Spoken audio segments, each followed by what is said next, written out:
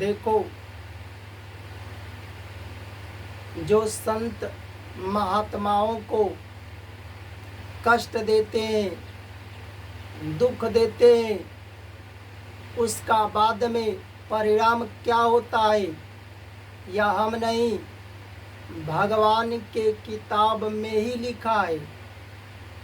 कहा गया है कि संत सताए तीन गए। जो संतों को सताते हैं तो भगवान कहते हैं संत सताए तीन गए। क्या तीन गए? धन, धर्म और वंश। ना मानो तो देख लो रावण, कौरव, कंस। भगवान कहते हैं देखो, चाहे संत मस्तक पर तिलक लगाए, चाहे गला में भगवान की तुलसी की माला पहने, चाहे संतों का ड्रेस पहने, चाहे सादा ड्रेस में हो, पर जो संत महात्मा धर्मयुक्त कर्म करे, शास्त्र के अनुसार कर्म करे, तो वह महात्मा है। चाहे वह महात्मा का ड्रेस पहने, चाहे सादा ड्रेस में हो। रामचरितमानस में भी लिखा है कि येहू कुबेसु साधु सन्मानु, जिमि जग जामवंत हनुमानु। हनुमान जी बताओ क्या बंदर हैं? हनुमान जी देवता हैं, भगवान के भक्त हैं, पर हनुमान जी धर्मयुक्त कर्म किए, शास्त्रयुक्त कर्म किए। जब रावण ने माता सीता का हरण करके ले गया तो माता सीता क्या थी? जगत जननी माता है।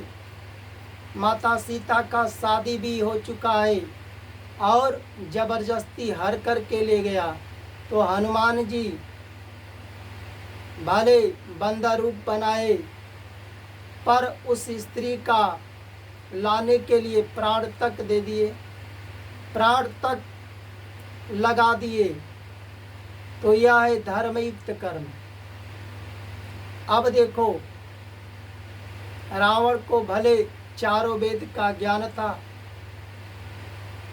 पर रावण जब माता सीता की कुटिया पर आया था माता सीता का हरण करने के लिए, तो साधु का रूप बनाए थे।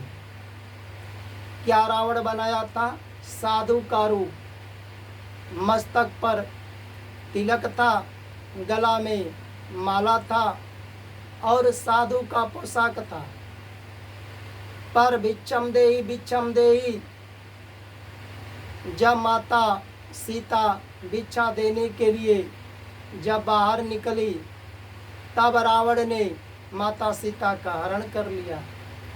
तो भले चारों वेद का ज्ञान था, पर जो कर्म किया रावण वह धर्मयुक्त कर्म नहीं था, शास्त्र के अनुसार कर्म नहीं था। अब देखो,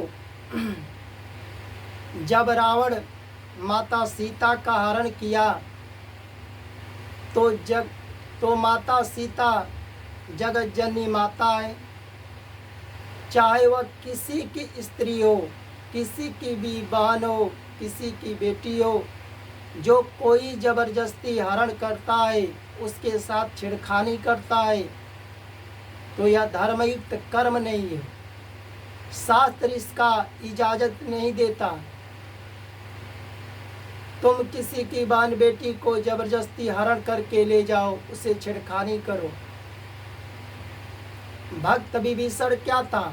एक भगवान का भक्त था। जब देखा कि रावण ने सीता का हरण करके लाया है, तब विभीषण रावण के पास गया और कहा कि भैया देखो, भले तुम्हें चारों वेद का ज्ञान है, तुम्हारे सामने देवता भी चाहे देवता हो, राक्षस हो, गंधर्व हो, काल भी तुम्हारे सामने आकर के डरता है।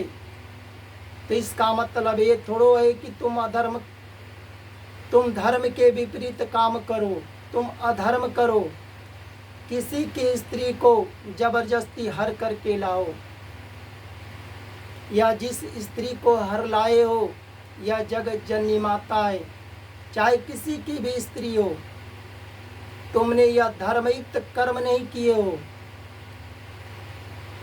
जिसकी स्त्री है उसे ले जा कर के तुम दे दो और उसे क्षमा मांग लो। तब विभीषण की बात को सुनकर रावण ने भक्त विभीषण का अपमान किया, लात मार करके हटा दिया। तभी विभीषण क्या किए, धर्म का जा करके साथ पकड़ लिए। भगवान का साथ नहीं पकड़े, धर्म का साथ पकड़े, क्योंकि भगवान ही धर्म है, तो धर्म समझ करके साथ पकड़े। आखिर देखो, जब विभीषण धर्मयुक्त कर्म किए, शास्त्र के अनुसार कर्म किए, तो रावण ने अपमान किया, कष्ट दिया, दुख दिया, तो आखिर रावण का सर्वनाश हुआ। रावण का धन भी गया, धर्म भी गया और वंश भी गया।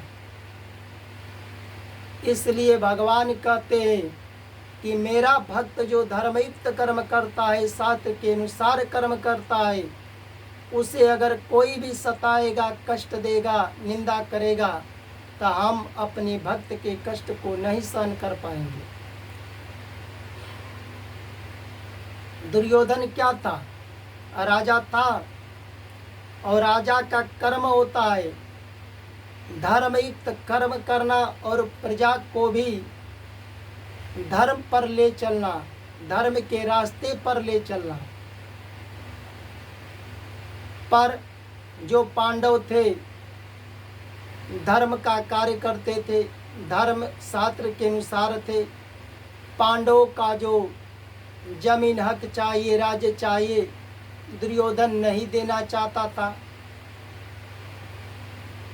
और पांडवों की पत्नी जो द्रौपदी थी, भरी सभा में अपमान भी करवाया, दुशासन से कह करके भरी सभा में खींच करके लाया।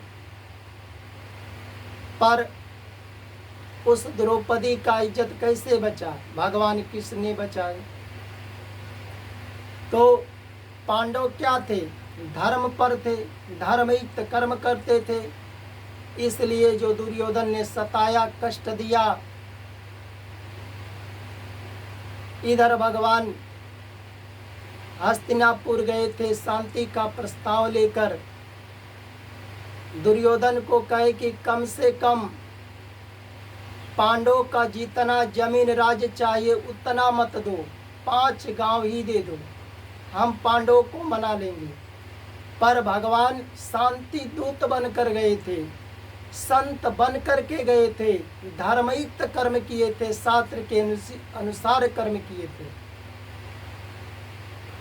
आखिर जो दुर्योधन पांडवों को सताया, जो पांडव धर्म पर थे, उसे कष्ट दिया, उसे दुख दिया। आखिर दुर्योधन का नाश हुआ, धन भी गया, धर्म भी गया और वंश भी गया। कंस क्या था? कंस राजा था। तो राजा का धर्म होता है धर्म के अनुसार कर्म करना और प्रजा को भी ज्ञान देना कि धर्म का कर्म करे, धर्म पर चले।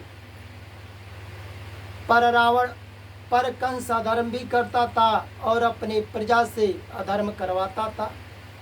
जो संत भगवान की भक्ति करते थे, तपस्या करते थे, धर्मयुक्त कर्म करते थे, उसी को मरवाता था।